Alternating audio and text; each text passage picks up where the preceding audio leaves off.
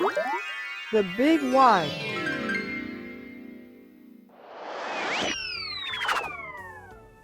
Bro, we're recording.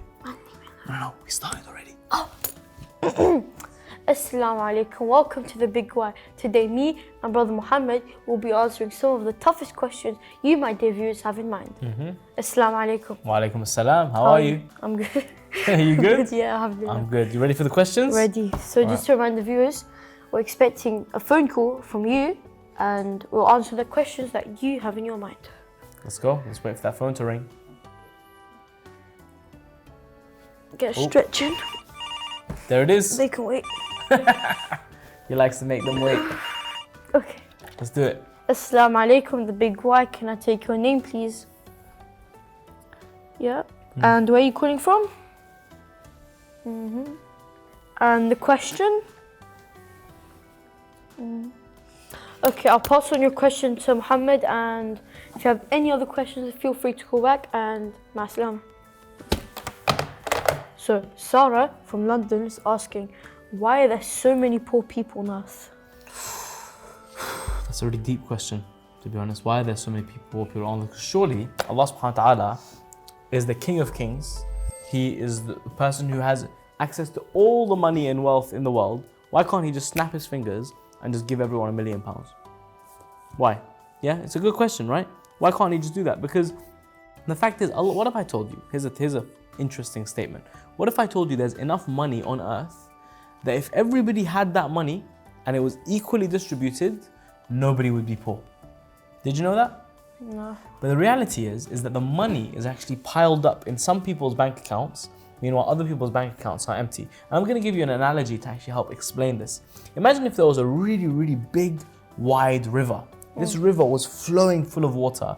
And this river started from one side of a continent and it flowed all the way to the other side of the continent, and it passed through 20 different countries along the way. When the river first started in the first country says, you know what? We can take water from this river and we can sustain ourselves and everyone will be nice. But instead, why don't we take some of this water for ourselves? So what they do is they go and they build a massive dam. And when they build a dam, what they do is they collect some of that water and they keep it in their own country, and then they send some of it back, keep flowing downriver. The next country sees, actually, you know what? The water's coming in, but why don't we collect some of this water for ourselves as well? They also build a dam. The third country also builds a dam. Fourth one also builds a dam. These people, because of their greed and they want to keep more water to themselves, they build a dam and they keep that water to themselves. What do you think happens to the last 10 countries? They will have enough water to sustain their country. Exactly. And imagine what happens to that last 3 countries right there at the end. Imagine the people in those countries. How much water is going to be left in the river by the time it comes to them? Nothing.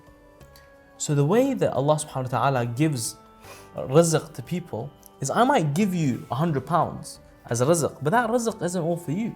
Actually, it's your responsibility to take some of that money, take from it what you can, take from it what you need, and actually start to give the rest to other people, because Allah subhanahu wa ta'ala gives it to you as an amana so that you can go and give it to other people. It wasn't all meant for you. Yeah.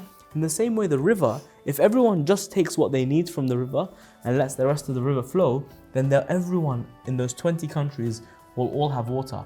Because people are so greedy and they keep that water to themselves and they keep that money to themselves and they don't pass it on to more and more people, what you end up happening is you have a very small amount of people that have all the money in the world, meanwhile everyone else is left just to try and, make do with what's left. But actually, if those people were to distribute the money evenly across the world, there would be no poor people.